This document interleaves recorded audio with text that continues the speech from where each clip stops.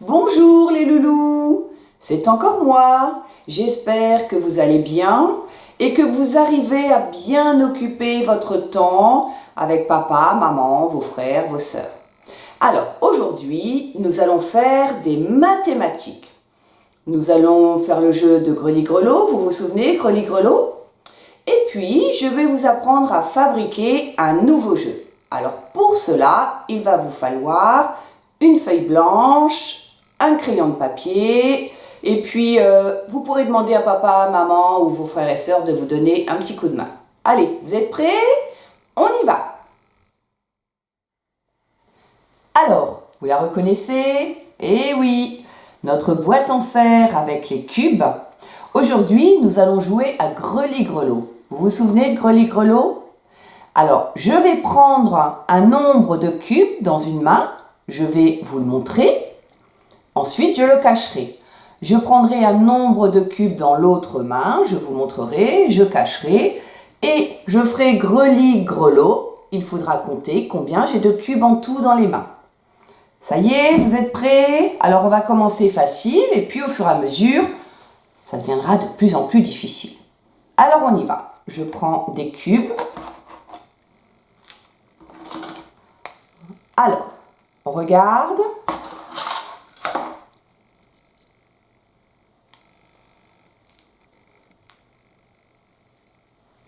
Greli-grelot, combien j'ai de cubes dans mon chapeau? Allez, on cherche. On cherche. C'est bon, vous avez trouvé? On vérifie? Bien, combien j'avais de cubes dans la première main? Oui, j'avais 3 cubes. Plus 2 cubes égale, bravo, 5 cubes. Très bien. Allez, encore une autre. On continue. Là, c'était facile, hein. C'était pour se mettre dans le bain de greli-grelot. Maintenant, on va un petit peu se compliquer la chose. Je prends à nouveau des cubes dans ma main, des cubes dans l'autre main. Vous êtes prêts? Alors, c'est parti. Allez, on compte.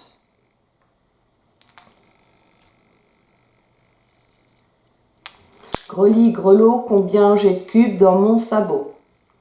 Alors, vous êtes prêts? Vous avez compté? On vérifie? Alors c'est parti, on vérifie. J'avais 4 cubes dans une main, plus 3 cubes dans l'autre main, égale, bravo, 7 cubes. Très bien, vous êtes des champions. Ah, vous êtes tellement forts que on va en faire encore une un peu plus compliquée. Allez, on continue. Je reprends d'autres cubes dans ma boîte. Mais bon, après, j'ai plus les mains assez grandes, hein. Alors là, c'est un très difficile, hein. Attention. Vous êtes prêts? Allez, c'est parti. On compte le nombre de cubes que l'on voit.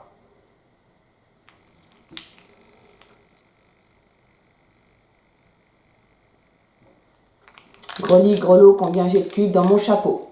Allez, on compte. Oui. Ah, j'en vois qui ont la bonne réponse. Alors, on vérifie.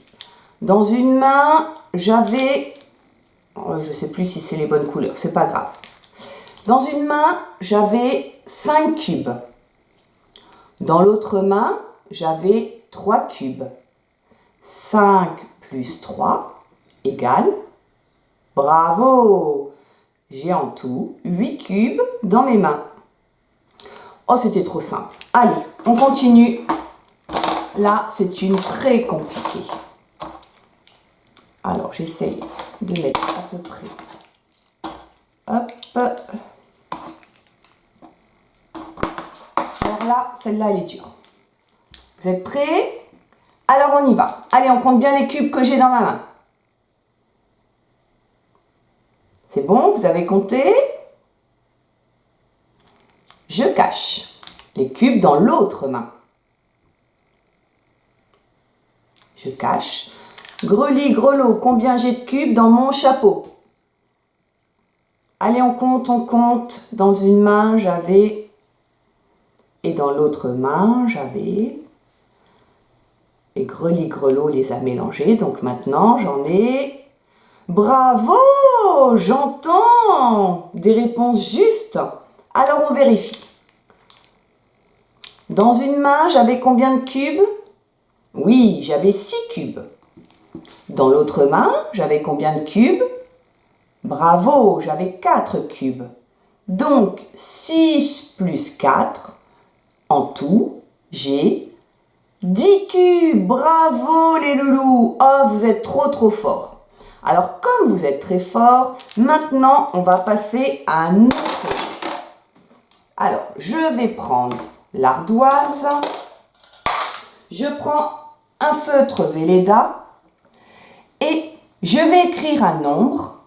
Et vous allez me dire, et je vais vous demander, soit celui qui vient après, soit celui qui vient avant. Alors, on va faire un exemple. Par exemple, si j'écris bravo, j'ai écrit 5. Maintenant, trouvez-moi celui qui vient après 5. Bravo! Après 5, c'est 6. Maintenant, trouvez-moi celui qui vient avant 5. Bravo! C'est le 4. C'est trop facile ça. Hein? Alors on va un petit peu compliquer. Comme vous avez compris le but du jeu. Oh, ça n'efface pas bien. Comme vous avez compris le but du jeu, on continue. Comment s'appelle ce chiffre? Bien, c'est le chiffre 8. Maintenant, dites-moi ce qui vient avant le 8. Allez, on peut utiliser ses doigts, mais on doit surtout utiliser tout ce qu'on sait pour savoir ce qui vient avant le 8. Vous trouvez? Bravo! Avant 8, c'est 7. Maintenant, vous allez chercher ce qui vient après 8. Après 8, bien, c'est le 9. Alors, on continue. C'est facile ou je vois qu'il y en a pour qui c'est trop facile. Alors, on va continuer.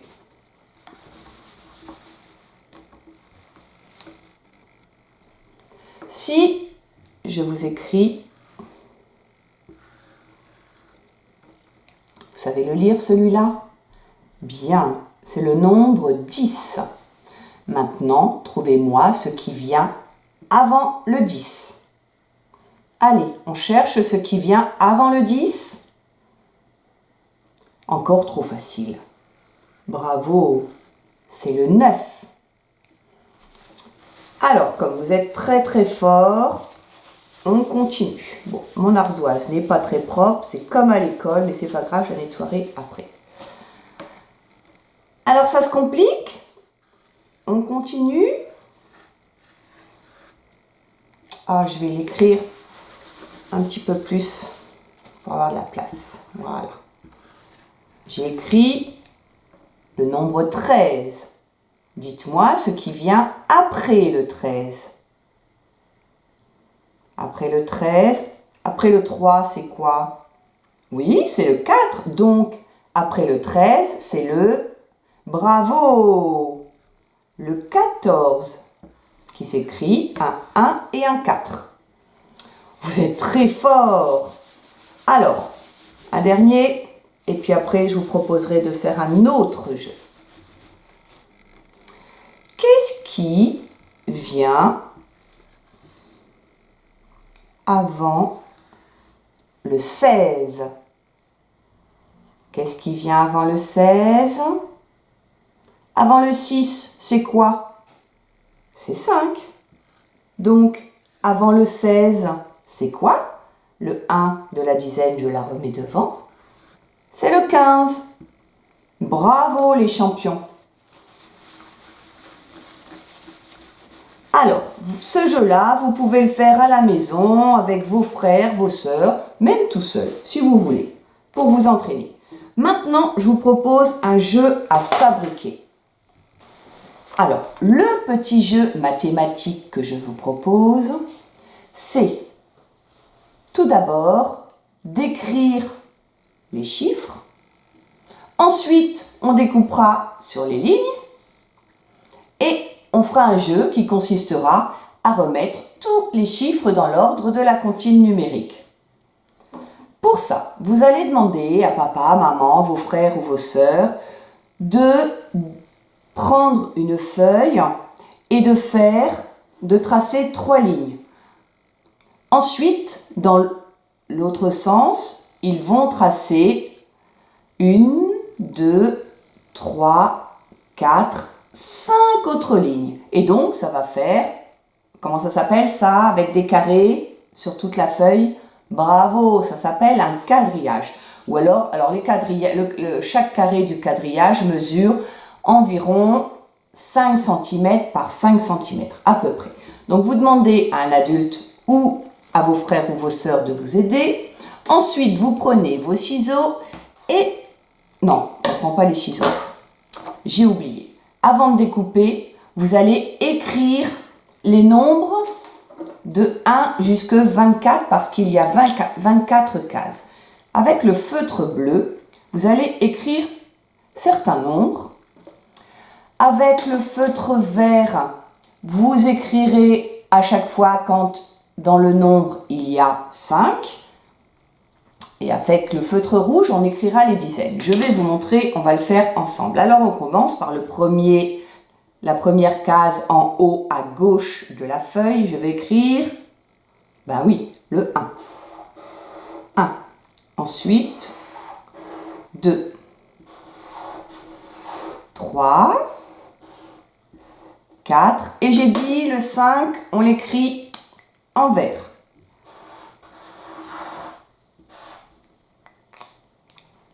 Ensuite, on continue. Le 6, le 7, le 8, le 9 et le 10, on l'écrit en rouge.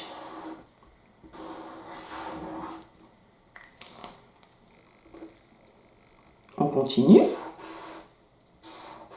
11, 12, 13, 14, le 15 en vert. Je vous dirai pourquoi on change de couleur à chaque fois. Le 16 en bleu, le 17, le 18, le 19 et le 20, bien, en rouge.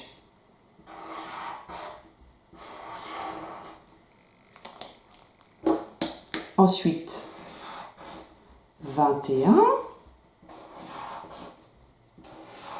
22, 23 et 24. Alors, vous pouvez aller encore plus loin, vous prenez une autre feuille et vous continuez, 25, 26, 27, 28, vous pouvez aller comme ça jusqu'à 50, même jusqu'à 100. C'est à vous de voir.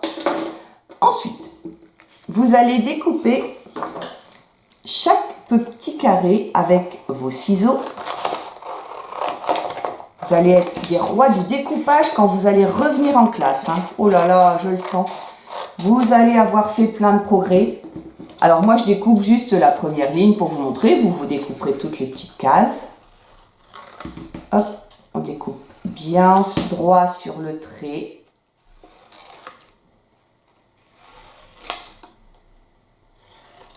Voilà. Vous découpez tous les nombres. Et le but du jeu sera de choisir, vous enlevez certains nombres. Par exemple, voilà. Moi, j'enlève cela. Et à chaque fois, je vais devoir reconstituer ma frise numérique en retrouvant les nombres qui manquent. Donc, 1, 2, là, il me manque un 3, je le prends. Il me manque un 4, je le prends. 5, 6, et ainsi de suite. En fait, vous pouvez faire plein de jeux. Alors vous les mettez dans le sens que vous voulez, vous les mettez alignés, vous pouvez les mettre aussi dans le sens de la hauteur, 1, 2, 3, 4. C'est comme vous voulez puisque c'est votre jeu, c'est vous qui le créez. Et voilà, maintenant, à vous de jouer. Et surtout, n'oubliez pas, tous ces petits jeux que nous faisons ensemble, vous pouvez les mettre dans une pochette transparente et les mettre dans la pochette qui est destinée à la classe. C'est une pochette que vous rapporterez quand vous reviendrez à l'école. Travaillez bien. Au revoir. Aujourd'hui, je vais vous lire une histoire qui parle d'un œuf. Un œuf à qui il arrive des petites mésaventures. Mais ça, vous allez le voir dans l'histoire. Attention, vous êtes prêts? La magie peut opérer? C'est parti! L'histoire que nous allons lire aujourd'hui parle, oui, ça va parler d'un œuf. D'un œuf et on voit aussi des animaux. Que voyez-vous comme animaux? Une grenouille. Là, on voit un aigri, mais on ne sait pas trop ce que c'est. Ici, on voit un serpent. Et là, on suppose qu'il s'agit d'un oiseau. Alors maintenant, on va lire le titre de l'album, qui s'appelle « C'est à moi ça ». Et là, que voit-on? On ne voit pas un point, on voit une barre avec un petit point en bas, ça s'appelle un point d'exclamation. Donc, on s'exclame « C'est à moi ça ». Qui est-ce qui dit ça à votre avis? Oui, c'est la grenouille. Et elle parle de quoi quand elle dit « c'est à moi ça » On pense qu'elle doit parler de l'œuf. Mais il y a un truc. Est-ce qu'une si petite grenouille peut pondre un si gros œuf? Pour le savoir, que faut-il faire? Eh oui, il faut lire l'histoire. Alors allons-y. C'est à moi ça.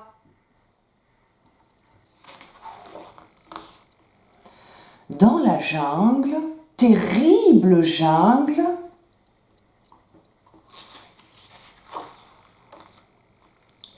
une grenouille trouve un œuf. Ha ha, c'est à moi ça.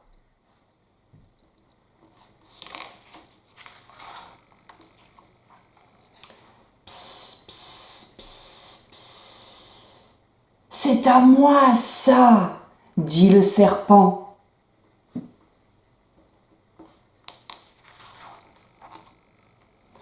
Tut, tut, tut, tut.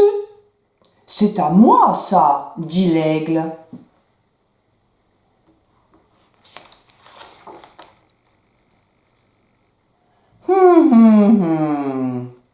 C'est à moi ça, dit le varan. Non, à moi, dit l'aigle. Non, à moi, dit le varan. Mais dans la dispute, l'œuf leur échappe.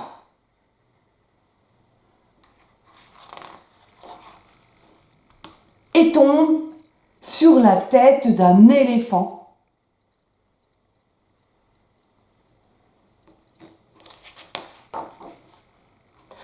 Aïe, dit l'éléphant, qui a maintenant une bosse sur la tête.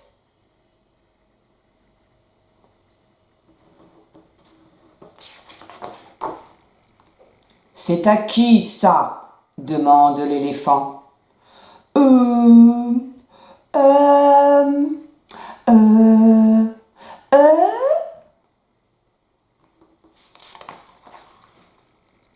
C'est à lui.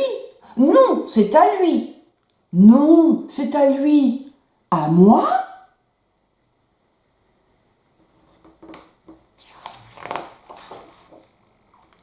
Alors, je te le rends, dit l'éléphant. C'est pas juste. Hein? Zut!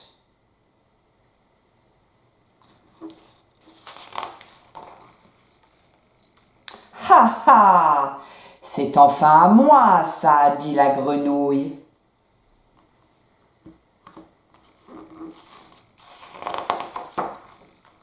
Mais à ce moment-là, l'œuf se brise et il en sort un crocodile.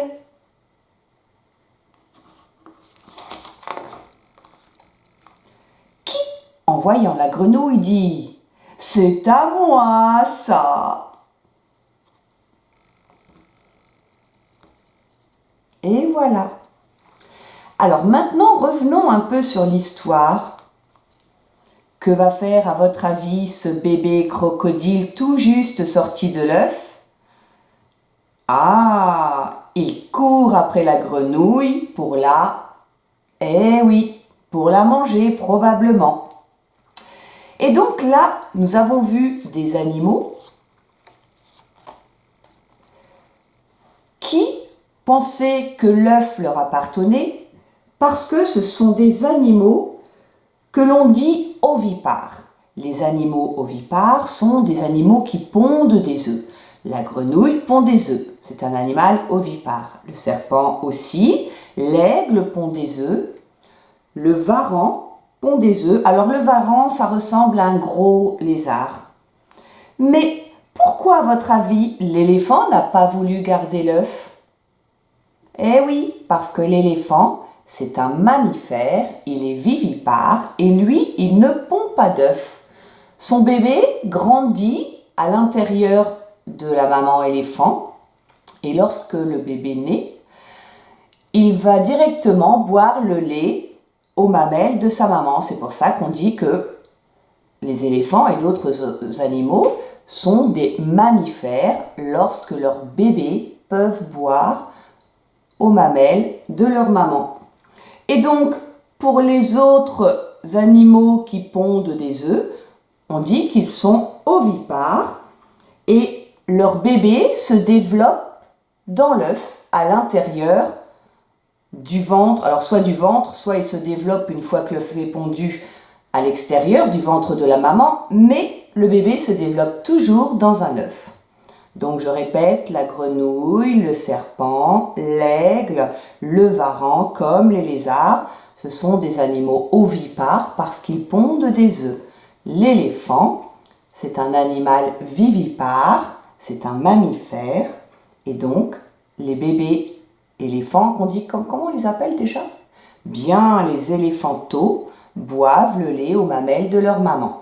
Mamelles, mammifères. Et voilà. Alors, ça vous a plu ce que nous avons fait aujourd'hui? C'était sympa, hein? Maintenant, c'est à vous de faire, à vous de jouer. Et puis, vous pouvez aller regarder les autres vidéos pour relire à nouveau une histoire ou pour refaire à nouveau un travail. Aujourd'hui, nous sommes vendredi. Après vendredi, quel jour nous serons? Oui, samedi. Et après samedi, dimanche. Et le samedi et le dimanche, c'est le week-end. Et le week-end, on se repose.